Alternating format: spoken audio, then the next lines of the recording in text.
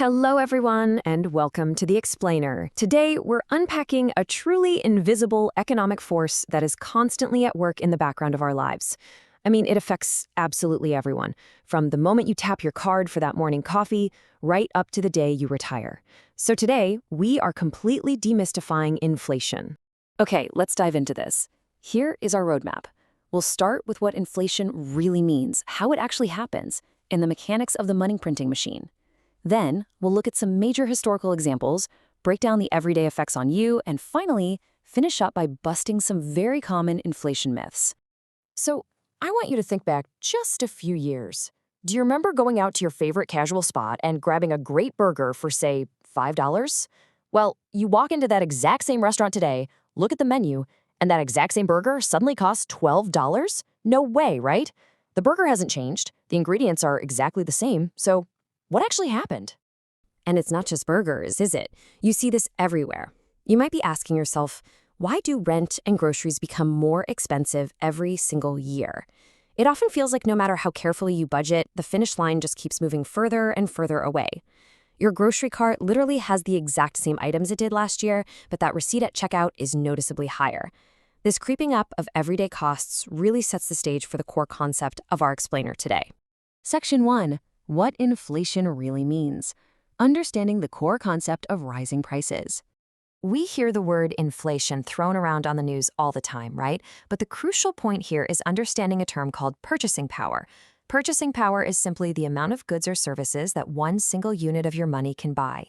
So inflation is essentially a story about your money losing its value over time. It's not necessarily that the things you're buying are becoming inherently more valuable, it's that the dollars, pounds, or euros in your pocket are becoming less powerful. They literally buy less than they used to. To bring this concept completely down to earth, let's look at how this decreasing purchasing power hits our favorite daily items. It's your morning coffee suddenly costing $1 more. It's the price of a dozen eggs doubling at the supermarket. It's that familiar pain you feel at the pump when you fill up with gasoline. The massive jump in housing and rent prices making it so much harder to find an affordable place to live. Or, even just the sticker shock when you buy movie tickets for a weekend night out. This is inflation in action. It's making our wallets feel lighter without us actually spending on anything extra. Section 2. How inflation actually happens. The engines driving the rising prices. Let's look under the hood for a second and identify the mechanical engines that actually drive these rising prices. First up, we have demand-pull inflation. You can just think of this as too many dollars chasing too few goods. Imagine a brand new smartphone drops and absolutely everyone wants it, but the factory only made a limited batch. Because demand is sky-high and supply is low, the price just gets pulled right up. Second, we have cost-push inflation. This happens when the raw materials used to make things get more expensive, which basically pushes up final prices. If the cost of the wood used to build houses skyrockets, the builders have to charge more for the finished house just to break even. For sure. But wait, the engine doesn't stop there. Supply shortages and wage price spirals throw extra fuel on the inflation fire. For example, if there's a global issue and ships can't deliver microchips, that supply shortage instantly makes anything with a chip in it more expensive. Add in a wage price spiral, which is where workers demand higher wages to pay for these higher prices, and companies in turn raise prices again to cover those higher wages, and you've got this wild, self-feeding cycle that pushes inflation even higher. Section 3. The money printing machine. The role of central banks in the economy. Okay, let's walk through the mechanics of this step by step. Step 1. Central banks have the authority to create new money. Step 2. That newly created money floods out into the economy, often through loans or government spending. Step 3. Because there is suddenly a whole lot more money circulating around, but not necessarily any more actual goods or services to buy, the purchasing power of all the existing money drops. So every dollar you already had stashed away in savings, it is mathematically diluted. Now, what's really interesting about this concept is looking at it like a pizza. Think of the economy's total value as a single giant pizza. Adding more money into the system doesn't automatically bake a bigger pizza. It's simply like slicing that exact same pizza into smaller and smaller pieces. You might have more physical slices, or in this case, more dollars, but each individual slice represents a much smaller portion of the whole pie. Your money simply doesn't go as far. Section 4. Historical examples of inflation. Looking back to understand the present. So, is this just a modern phenomenon?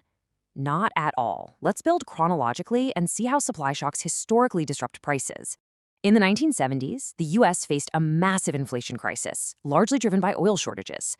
This showed us how incredibly disruptive supply shocks can be to everyday prices. Fast forward to 2020, during the COVID-19 pandemic, and we saw a perfect storm. Massive government stimulus injected new money into the economy right as global supply chains completely froze up. High demand met historically low supply. Then, rolling right into 2022, the world was hit by severe energy price shocks, driving up the cost of manufacturing and transporting almost everything, pushing inflation to levels we quite literally hadn't seen in decades. Section 5. Everyday Effects on You. The Human Impact of a Changing Economy. We've talked a lot about the mechanics and the history, but what is the actual human impact? How does this feel when you step out your front door? The reality is, inflation uniquely squeezes different groups across society. For families, it means stretching that monthly budget so much tighter just to cover basic groceries and childcare. For students, it makes tuition and textbooks aggressively more expensive, often leading to a lot more debt.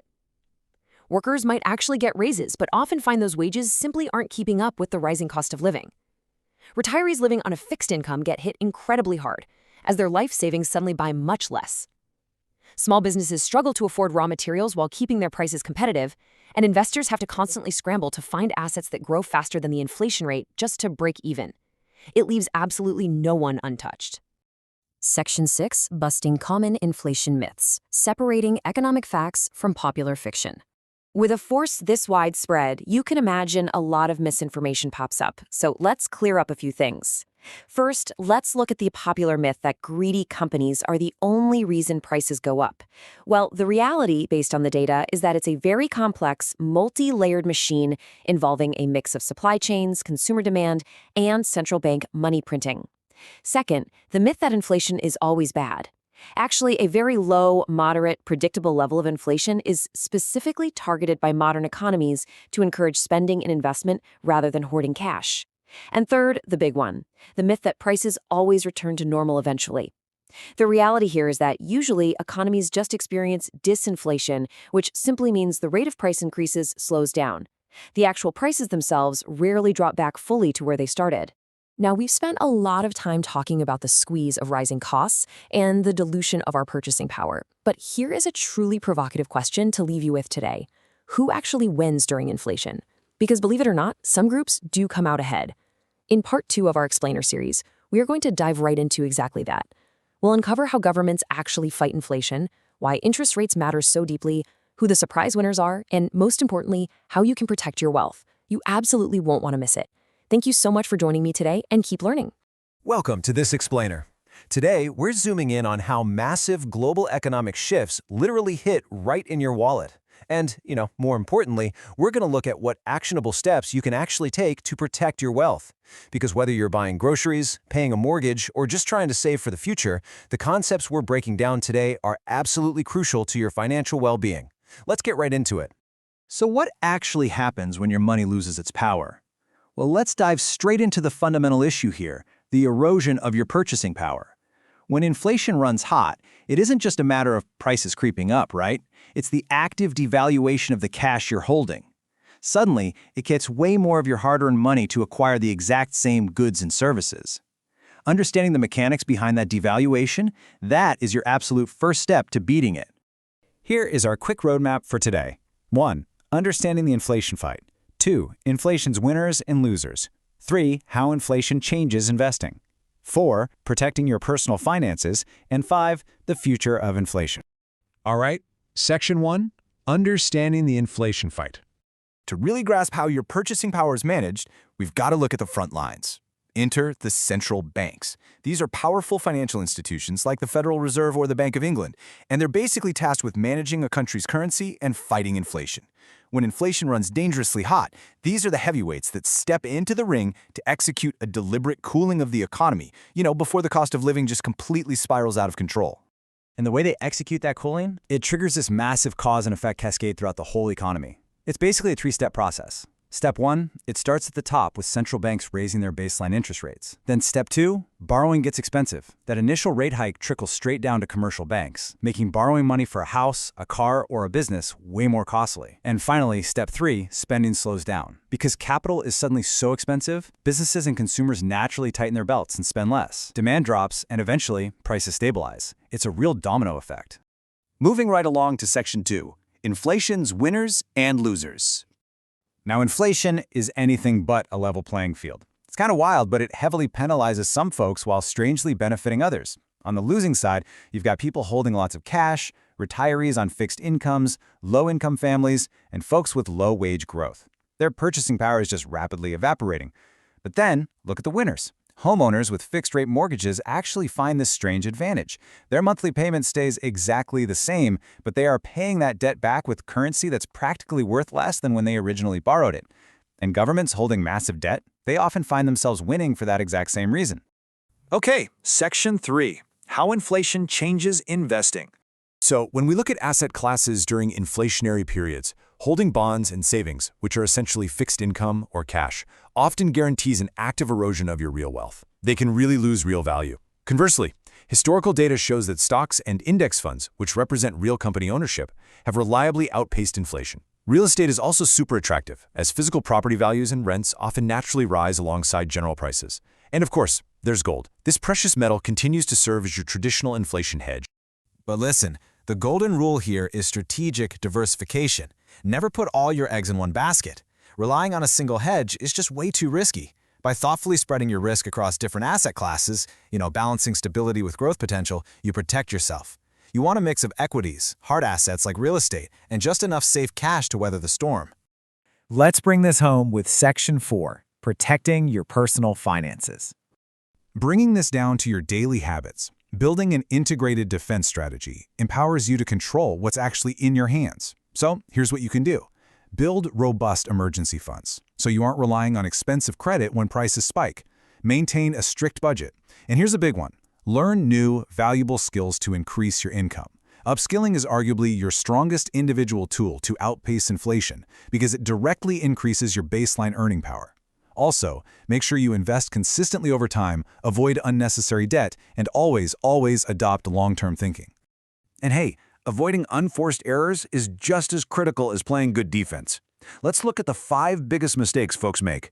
Number 1, carrying high-interest debt right now is a total wealth killer. Number 2, keeping all your savings in cash, you're just locking in a guaranteed loss of purchasing power. Then we have number 3, waiting forever to invest. Number 4, impulse spending. And number 5, ignoring inflation completely. These are literally the fastest ways to erode your financial security. Don't fall into those traps. Finally, Section 5, the future of inflation. Looking at the macro horizon, we're basically entering this complex global tug-of-war. On one side, artificial intelligence and mass automation have the potential to make producing things incredibly cheap, which is a massive deflationary force. But on the flip side, we have to contrast that with shifting globalization, right? Countries are expensively moving manufacturing closer to home. Combine that with the massive costs of the global energy transition, rising government debt, and the emergence of digital currencies, and, well, we could definitely see structural inflation remain higher for a lot longer. Which brings us to a highly empowering realization. Like this quote says, inflation cannot be controlled by individuals, but financial education, smart investing, disciplined saving, and long-term thinking can help protect wealth. We obviously can't control global supply chains or the future of automation, but your financial education, that's your ultimate leverage. That's the magic sword that protects your hard-earned wealth through all this unpredictability. So are you ready to understand your money rather than fear it? Thank you so much for joining me for this explainer. The economy is inevitably going to shift again. It always does. But the real question is your portfolio positioned for the economy of yesterday or the economy of tomorrow? The power to protect your future is entirely in your hands. Keep learning, keep adapting, and I'll see you next time.